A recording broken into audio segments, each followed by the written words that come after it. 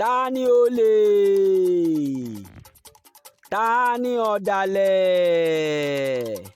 Gbogbo ọmọ orílẹ̀-èdè Yorùbá ẹ wá nǹkan fìdílé kẹ́ ẹ máa bá mi ká lọ.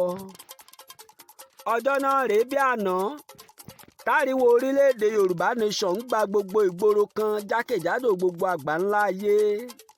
Tọmọdé tàgbà ló ń pariwo Yorùbá nation now. Tẹ́ ẹ bá dé wá Yorùbá nation ni wọ́n ń wí. Bẹ́ẹ̀ bá dẹ́yìn Yorùbá nation ni wọ́n ń sọ. Nílà oòrùn, ìwọ̀ oòrùn, àríwá àti gúúsù tọmọdé tàgbà ló ń pariwo ẹ fún wa lórílẹ̀-èdè Yorùbá. A bẹ̀rẹ̀ wẹ́rẹ́wẹ́rẹ́ láti 2019. À ń mú bọ̀ díẹ̀díẹ̀. Àwọn kan jáde síta wọ́n láwọn láṣáájú. A bẹ̀rẹ̀ rálì lóríṣiríṣi. Oríṣiríṣi ìpínlẹ̀ pátápátá ni gbogbo wa lọ tá à ń sọ̀rọ̀ orílẹ̀-èdè Yorùbá níbẹ̀. Gbogbo àsìkò tí mò ń sọ yìí màmá wa Dúpẹ́ Onítìrí ò tí ì gbójú síta ṣùgbọ́n wọ́n ti ń ṣiṣẹ́ lábẹ́nú torí pé àwọn náà nífẹ̀ẹ́ orílẹ̀-èdè wọn ni wọ́n fẹ́ kí gbogbo ọmọ kóòtù òjìrè ó bọ́ lóko ẹrú kí gbogbo ọmọ Yorùbá ó dòmìnira kúrò lọ́wọ́ ìsìnrú. A bẹ̀rẹ̀ wẹ́rẹ́wẹ́rẹ́ o. Àwọn tá a rò wípé aṣáájú tá à ń pọ́n lé kò sí ohun méjì tí wọ́n máa ń wí fún wa lórí ìkànnì ayélujára òyìnbó bí ọ̀pẹ́ rẹ̀ ni ẹ gbà mí láyè láti sọ vernacular. We are going to take our country là ń gbọ́. Very soon a máa kúrò lórílẹ̀‐èdè tá a wà yìí a máa bọ́ sórílẹ̀‐èdè wa ni wọ́n ń sọ. Àsán òyìnbó ni kò sí kókó a ò mọbi tí wọ́n ń kọ́ ọmọ Yorùbá rè. Ikùn á tún bọ́ síta a máa fẹjú fò bíi tẹja koté. Ojúlárí Nigeria Limited àmọ́bi táwọn wà ń tiwọn. A máa bírèkì ẹ̀ a máa fà á lulẹ̀ a máa mú kí gbogbo ẹ̀ kó diyán pọnyánrin láriwo tóun máa ń pa lójoojúmọ́ o àṣé lórí asán ni òfúùtù fẹ́ tẹ̀. Kò pẹ́ kó jìnnà nìkan tún dìde olóhùn ni olórí jagunjagun. Gbogbo ọmọ Yorùbá tún rọ́ tẹ̀lé ẹ kúkú mọ̀ pé gbogbo ọmọ aládé pátápátá inú wa mọ́ porogodo ni. Tá a bá ti rẹ́ni tó jáde àwa ti tètè gbà wọ́n gbọ́ nítorí pé a gbàgbọ́ wípé olóòótọ́ ni wọ́n. Àṣé imúníkà tí ò jẹ́ agbóòórùn àṣebi oníkùn ló mọ̀ọ́kà mo fẹ́ kẹ́ ẹ mọ̀ bẹ́ẹ̀. Gbogbo wọn mọbi tí wọ́n ń kó wa lọ. Political ambition wọn ni wọ́n ń sáré tẹ̀lé. Wọ́n kàn fi Yorùbá nation bojú ni tí ò jẹ́ hàn sọ́mọ Yorùbá kankan.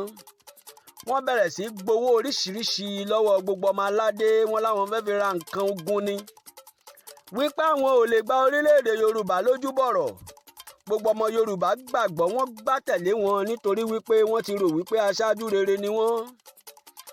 Wọ́n gbà tẹ̀lé wọn wọ́n rò wípé wọ́n ń kó wa lọ sílẹ̀ ìlérí ni gbogbo wọn pátápátá la finú tán o àfìgbà tí wọ́n yẹ̀ wá gbálẹ̀. Ìgbà tó di pé màmá wa Onítìrí bọ́ síta wọ́n ní láéláé kọ́mọ Yorùbá ó má tẹ̀lé wọn nígbà tí wọ́n ti ríbi tọ́rọ̀ ń lọ wípé Onítìrí ò ní jẹ́ gbà kí wọ́n ṣe màgòmágó rárá kò ní gbà kí wọ́n jẹ̀jẹkújẹ wọ́n gbógun tọ aya Abíọ́lá wọ́n sọ wípé ìjọba àpapọ̀ ló ń ṣiṣẹ́ fún. Wọ́n ní kọ́mọ Yorùbá ó dẹ̀yìn lẹ́yìn ọmọ Onítìrí wípé kò níbì kankan tó ń kó wa lọ àṣé nítorí ìwà àbàjẹ́ wọn ni àwa ò tètè mọ̀. Ta ló lè ta lọ̀dàlẹ̀ nínú Dúpẹ́ Onítìrí àtàwọn tá à ń wí ẹ wá wí fún mi. Nígbẹ̀yìngbẹ́yìn ńkọ́ wọ́n padà sọ fún wa wípé ká lọ dìbò ni ọmọ àwọn tó ṣèdí bẹ̀bẹ̀rẹ̀ ní ká gbé wọlé sórí àlééfà. Ọmọ wọn tó ṣèdí bẹ̀bẹ̀rẹ̀ ti ń ya sópa wọn o.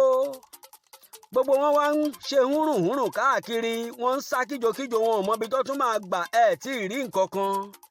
Iṣó lásán lẹ rí ìgbẹ́ tún ṣì ń bọ̀.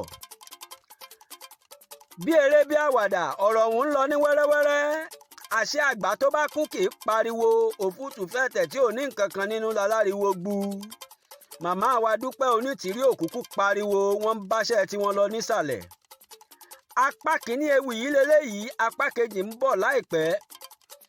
Black Lion ṣẹ̀rùbà wọn gbogbo ilẹ̀ Yorùbá ló ní kí n máa sọ fún gbogbo ọmọ Yorùbá wípé Adélé ń bọ̀ láìpẹ́ ẹ jẹ́ ká máa múra. Tí wọ́n bá ti dé ẹjá tún jáde ní kẹ̀tíkẹ̀tí o ká lọ pàdé wọn lérò náà. Ká gbé Adélé wọlé kíjọba wa ó bẹ̀rẹ̀ lórílẹ̀‐èdè Yorùbá. Ìjọba ìtura ìjọba àlàáfíà ni mo dé bí mo dúró náà o gbogbo ọmọ Yorùbá a ó tún pàdé láìpẹ́. Ẹ má gbàgbé o ìjọba.